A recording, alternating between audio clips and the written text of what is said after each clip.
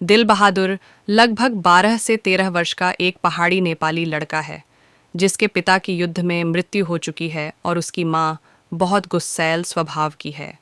माँ की पिटाई की वजह से वह घर से भागकर एक मध्यम वर्गीय परिवार में नौकर बन जाता है, जहाँ गृहस्वामिनी निर्मला बड़ी उदारता के साथ उसके नाम से दिल शब्द हटाकर उसे सिर्फ बहादुर पुकारती है। अब स्वतंत्र दिल बहादुर नौकर बहादुर बन गया। बहादुर अत्यंत परिश्रमी लड़का है जो अपनी मेहनत से पूरे घर को न केवल साफ सुथरा रखता है बल्कि घर के सभी सदस्यों की सभी आवश्यकताओं को पूरा करता है। उसके आने से परिवार के सभी सदस्य बड़े ही आराम तलबी एवं कामचोर या आलसी बन गए हैं। इतना काम करने के बावजूद वह हमेशा हंसता रहता है। हंसना और हंसाना मानो उसकी आदत बन गई थी। वह रात में सोते समय कोई न कोई गीत अवश्य गुनगुनाता है। निर्मला का बड़ा लड़का किशोर एक बिगड़ा हुआ लड़का था जो शानो शौकत तथा रोब दाब से रहना चाहता था। उसने अपने सारे काम बहादुर को सौंप दिए। यदि बहादुर उसके काम में थोड़ी सी भी लापरवाही करता तो वह बहादुर को गालियां देता। छोटी छोटी गलती पर वह बहादुर को पीटता भी था।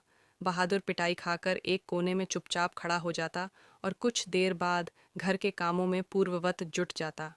एक दिन किशोर ने बहादुर को सुअर का बच्चा कह दिया, जिससे उसके स्वाभिमान को ठेस पहुंची और उसने किशोर का काम करने से मना कर दिया।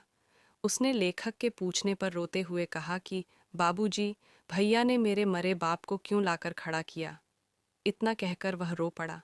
धीरे धीरे निर्मला के व्यवहार में भी अंतर आने लगा और अब उसने बहादुर के लिए रोटियां सेंकनी बंद कर दी। वह भी बहादुर पर हाथ उठाने लगी। मारपीट एवं गालियों के कारण बहादुर से गलतियां एवं भूलें अधिक होने लगीं।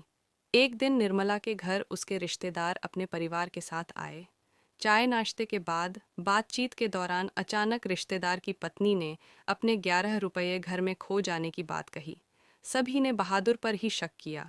बहादुर के लगातार ना कहने के बावजूद उसे डराया, धमकाया एवं पीटा गया। चूंकि बहादुर पर लगा यह आरोप झूठा था, इसलिए वह लगातार इससे इनकार करता रहा।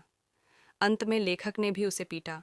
बहादुर के प्रति घरवालों का कटुतापूर्ण व्यवहार।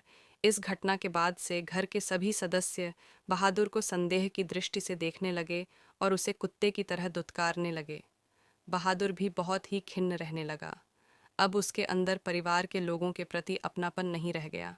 अंदर से वह बड़ी बेचैनी एवं बंधन महसूस करता था। बहादुर का घर से भाग जाना एक दिन उसके हाथ से सिल छूटकर गिर गई और उसके 2 टुकड़े हो गए।